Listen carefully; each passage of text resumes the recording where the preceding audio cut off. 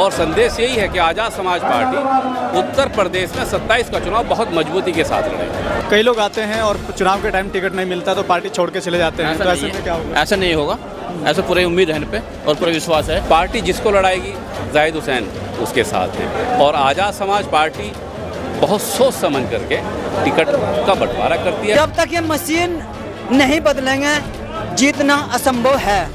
नया विधायक नहीं बनेगा, इन्हीं से बनते रहेंगे, इन्हीं से बिगड़ते रहेंगे। लंबे टाइम से मुसलमान ऐसे ही सबके मंच पे जाता है, लेकिन क्या अभी तक उनके अंदर वो सलाहियत पैदा नहीं हुई? मुसलमानों के अंदर सलाहियतें बहुत हैं, लेकिन और मंच पे जाता है और जाता रहेगा।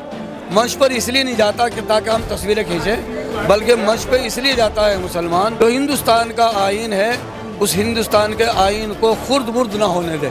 इस समय हम लोग मुजफ्फरनगर में मौजूद हैं। आज़ाद समाज पार्टी का कार्यकर्ता सम्मेलन रखा गया था। मीरापुर के पूर्व विधायक प्रत्याशी जाहिद आलम इस समय हमारे साथ मौजूद हैं, जानने की कोशिश करते हैं। जाहिद साहब क्या कहें, किस तरह का प्रोग्राम था ये? देखो, ये मुजफ्फरनगर सदर सीट पर हमारे वरिष्ठ नेता है अमीर आलम साहब, पूर्व सांसद, उनका ये प्रोग्राम था आज़ाद समाज पार्टी के संगठन को मजबूत करने के लिए। और एमपी अलग अलग दल में रहे हैं और बहुत सुलझे हुए इंसान हैं, उनकी तरफ से ये प्रोग्राम किया गया था। आज़ाद समाज पार्टी के कार्यकर्ता और भीम आर्मी के राष्ट्रीय अध्यक्ष विनय रतन सिंह जी इस प्रोग्राम के चीफ गेस्ट थे।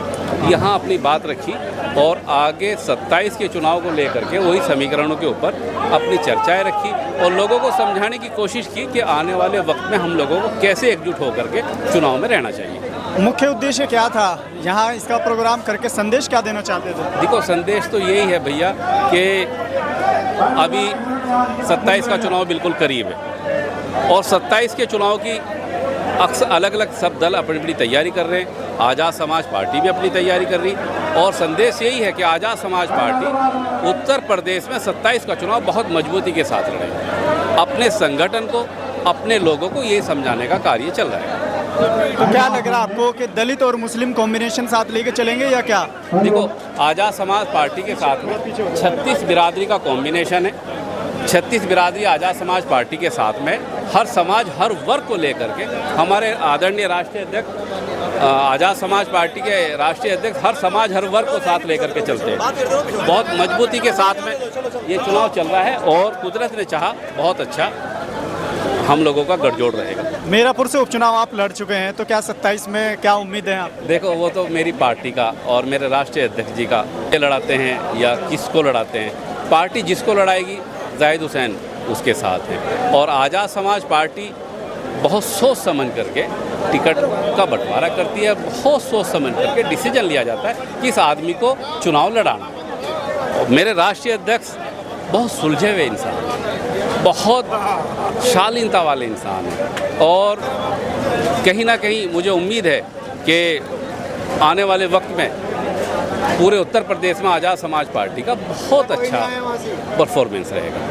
अगर टिकट आपका नहीं होता है, किसी और को मीरापुर में उतार देते हैं, तो ऐसे में आप क्या करेंगे? देखो, राजनीति छोड़ देंगे या फिर उसी को मजबूत करेंगे या फिर अलग से? नहीं, राजनीति तो अब छोड़ दी नहीं, क्योंकि मैंने अभी जो उपचुनाव हुआ था उसमें आपने देखा मैंने बहुत मजबूती से चुनाव लड़ा। आज़ाद समाज पार्टी के हर कार्यकर्ता ने मेहनत की और प्रत्याशी ने जाहिद हुसैन, मैंने भी बहुत मेहनत की। पार्टी की तरफ से मुझे भरपूर सपोर्ट रहा और मैं चुनाव लड़ा हूं और चुनाव में आपने देखा, आप कवर करते रहे बराबर, लेकिन चुनाव जिस तरीके से माहौल ख़राब रहा, वो ख़राब ना होता तो बहुत अच्छा चुनाव हम लोगों का। क्या कहेंगे अध्यक्ष जी, कैसे आज मुजफ्फरनगर पहुंचे हैं, क्या मान लिया जाए? आज आमिर आलम ने भी 10 दिन से पहले ही एक वीडियो जारी करी थी कि हम इलेक्शन लड़ेंगे। आमिर आलम जो है लगभग जो है यो एक गठबंधन जो है हिंदू मुस्लिम और सभी भाईचारा कमेटी का जो हुआ है, इसी से इन्होंने ये बहुत अच्छा निर्णय लिया है जो यहाँ से इलेक्शन है इंशाल्लाह ये जीत भी होगी। कई लोग आते हैं और चुनाव के टाइम टिकट नहीं मिलता तो पार्टी छोड़ के चले जाते हैं, तो ऐसे में क्या होगा? ऐसा नहीं होगा, ऐसा पूरी उम्मीद है इन पे और पूरा विश्वास है कि लगातार जो है ये पश्चिम में इनकी बहुत बड़ी सक्सेस है जो एमपी साहब का जो हिसाब किताब सही है।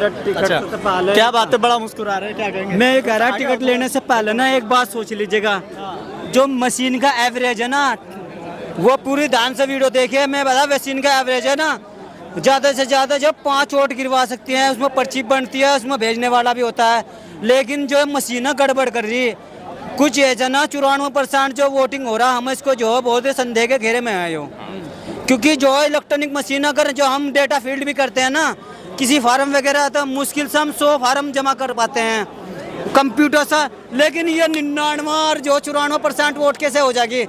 मशीन पर जो नेट भी स्लो होता है, बीच बीच में भाई वो भाग भी जाती है नेट वेट, तो 94% जो है वोटिंग होना मुझे मशीन से असंभव लगता है। लेकिन कुछ ना कुछ इस बात में झोल है, पहले मशीन के बारे में सोचना पड़ेगा फिर बाद में टिकट के बारे में सोचें। अच्छा, हाँ। अभी बंगाल में चुनाव हुआ तो यकीन नहीं है? अरे वो यकीन तो जब मैं मशीन चलाता हूँ मैं उसकी राशन बांटने वाली, और जो है 18 कार्ड होते हैं एक दिन में 225-250 कार्ड कर देते हैं, 2 आदमी लगे रहते हैं, और वही मशीन वहाँ से होती है, केवल उसका जो स्ट्रक्चर है उसकी जब तक ये मशीन नहीं बदलेंगे जीतना असंभव है।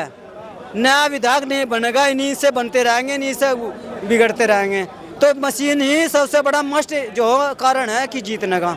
अच्छा, आप यहाँ से क्या संदेश लेके जा रहे हैं? अभी विनय रतन जी को सुना है, आमिर आलम साहब को सुना है, क्या संदेश लेके जा रहे हैं? ये संदेश देना चाह रहे, लेकर नहीं जा रहे हम।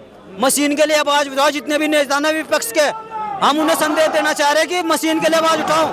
अन्यथा जो जैसे अंग्रेज रहते ना जम गए थे, ये भी जो काले अंग्रेज जम जाएंगे और पूर्ण रूप से सत्ता में पा लेंगे, फिर गरीब आदमी ना तो विधायक बनेगा ना जिला पंचायत बनेगा, पैसे वाले बनते रहेंगे भाजपा भाजपा भाजपा भाजपा भाजपा।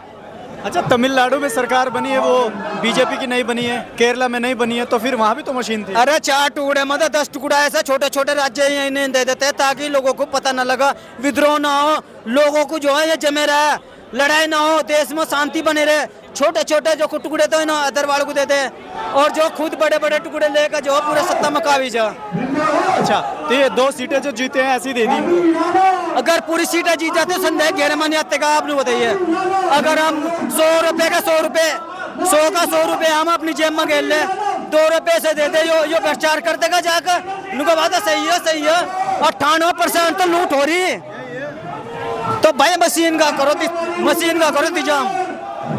मशीन में संदेह के घेरे में मशीन, बड़े बड़े पढ़ने लिखने वालों को बता रहा है तुम देखो आने वाले टाइम में तुम्हारी पढ़ाई लिखाई भी खतरे में।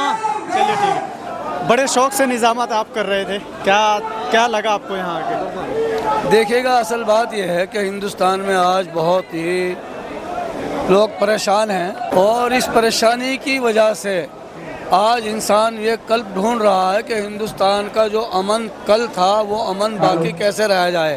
तो लिहाजा जो आज यहाँ लोग जमा हुए हैं, उन जमा होने का मकसद यही है कि हिंदुस्तान जो है हमारा जिस नीति पर चल रहा है उससे हर आने वाला कल इंसान को परेशान कर रहा है, तो जिससे कि आज जो जमा होने का जो विकल्प है वो इसलिए है ताकि हिंदुस्तान जो कल का हिंदुस्तान था वो आने वाला कल का हिंदुस्तान बना रहे, और हमारा इकट्ठा होने का मकसद यही था। अभी यहाँ कई आलिम दीन बैठे थे, यहाँ तशरीफ रखे थे, तो कई लोग ये कहते हैं कि चुनाव से पहले इनको बड़ा करीब किया जाता है और चुनाव के बाद बड़ा इनको साइड कर दिया जाता है। देखिएगा, असल बात चुनाव में जो चुनाव होते हैं उसमें चुनाव में हर आदमी को करीब लाने की कोशिश ही किया जाता है, और रही बात रहने की, अपने अंदर सलाहियतों की ज़रूरत है, और ख़ुद इंसान को अपने अंदर इतनी सलाहियत रखनी चाहिए कि वो हम जो है अपने अंदर अगर हमारी सलाहियत होगी, हम अगर ज़रूरत बने, हम जब किसी की ज़रूरत बनेंगे तो उसको मजबूरी होगी। अगर हम अपने अंदर सलाहियतें नहीं रखेंगे तो कोई भी हमें अलग करेगा, तो हमें अपने अंदर अपने आप को सलाहियत करने की जागने की ज़रूरत है, और अगर अपने आप में खुद बेदार हो जाएंगे तो हमें किसी को अलग करने की ज़रूरत नहीं, बल्कि हमें कोली भरेंगे हमारी को। लंबे टाइम से मुसलमान ऐसे ही सबके मंच पे जाता है, लेकिन क्या अभी तक उनके अंदर वो सलाहियत पैदा नहीं हुई? जी, मुसलमानों के अंदर सलाहियतें बहुत हैं, लेकिन और मंच पे जाता है और जाता रहेगा। मंच पर इसलिए नहीं जाता कि ताकि हम तस्वीरें खींचें, बल्कि मंच पे इसलिए जाता है मुसलमान ताकि हिंदुस्तान के आइन को, जो हिंदुस्तान का आइन है, उस हिंदुस्तान के आइन को खुर्द बुर्द ना होने दे। हिंदुस्तान मंच पे आने का मकसद फ़ोटो खिंचवाना नहीं है, मंच पे आने का मकसद ये है हिंदुस्तान का आइन ज़िंदा रहे, और हिंदुस्तान के आइन को ज़िंदा रहने के लिए मुसलमान मंच पर आता है, और यही उसका आने वाला कल है। अगर हिंदुस्तान का आइन ज़िंदा है तो हम जिंदा हैं, अगर हिंदुस्तान का आइन ख़त्म हो गया तो मुसलमान क्या सभी अकलियत ख़त्म हो जाएंगे।